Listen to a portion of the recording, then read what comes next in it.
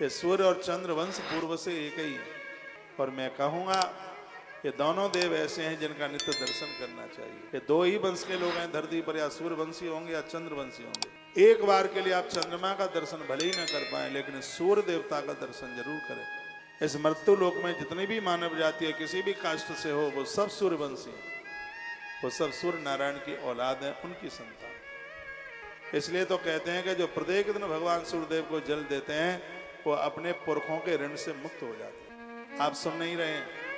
सूर्य भगवान को अर्घ देने से, जल देने से, सूर्य को अर्घ हम क्यों देते हैं? श्राद्धों में पूर्वजों को जल देते हैं कि नहीं देते, जिससे पुरखे तृप्त होते हैं।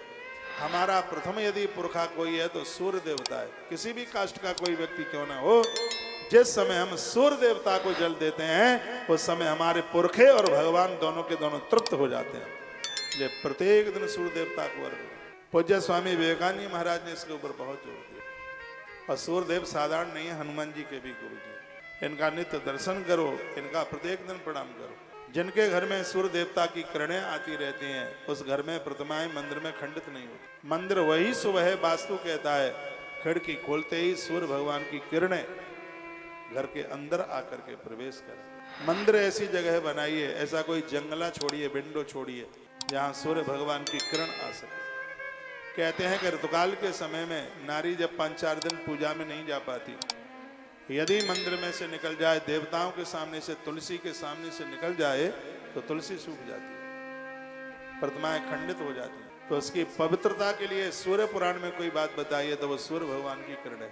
आपने जूठे मुंह से भगवान की पोशाक को छू लिया, उसको फेंकने की जरूरत नहीं है।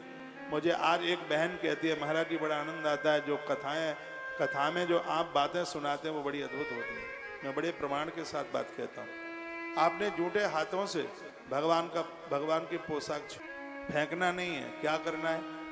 यदि आपके अपवित्र हाथों से भगवान के वस्त्रों को स्पर्श कर लिया है, आप स्नान कीजिए। स्नान के बाद उन कपड़ों को सूर्य नारायण के सामने रख दीजिए, उनकी किरणों के द्वारा वो पवित्र हो जाएगा। आपको पता है कि सरोवर में गाय, भैंस, पशु पंछी सिगरे पानी पी लेते हैं, तो भी पानी अपवित्र नहीं होता। नदियों का जल अपवित्र नहीं होता, सरोवरों का जल अपवित्र नहीं होता। क्यों नहीं होता? क्योंकि सूर्य भगवान की किरण के द्वारा इसे पवित्रता बराबर मिलती रहती है। सूर्य देव अपने आप में इतने अद्भुत हैं। भारतीय संस्कृति में यदि जीवन जी रहे हो, मेरी प्रार्थना पर एक काम जरूर कीजिए। 1 लोटा तांबे का, उसमें दूध डालिए कच्चा, जल गंगा जल डालिए, सफ़ेद तिल डालिए, लाल फूल डालिए, और उसमें थोड़ी सी दूर्वा डालिए, और यह लोटा अपने बच्चों को दीजिए, उनसे अर्घ दिलवाइए। माता अंजनी हनुमान जी से ऐसा ही करवा दीजिए। हनुमान जैसा वीर योद्धा होगा नहीं धरती। ये सूर्य देवता की बहुत बड़ी कृपा थी। जो भी कोई युवा लोग रविवार के दिन नमक न खाएं, आदित्य हृदय स्तोत्र का पाठ करें, सूर्य भगवान को अर्घ दें, मैं छाती पर हाथ रख के कह सकता हूं, जिंदगी में उन्हें कभी हार्ट अटैक नहीं होगा, उन्हें कुष्ठ जैसी असाध्य बीमारियां नहीं होंगी। कहते हैं कि यदि किसी के देह पर सफेद दाग हो जाए, कुष्ठ बीमारी हो जाए, बड़ी भयानक है, घर के लोग ही घृणा करते हैं। ऐसे लोगों को सूर्य पुराण की कथा सुननी चाहिए। भगवान श्री कृष्ण के पुत्र सांब को यह बीमारी हो गई।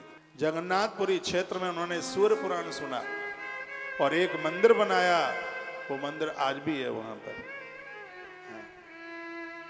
वो मंदिर आज भी जगन्नाथपुरी से लोग कोणार्क वहां दर्शन करने के लिए जाते हैं। पंचदेव उपासना में भगवान भास्कर को बड़ा विशेष माना गया है।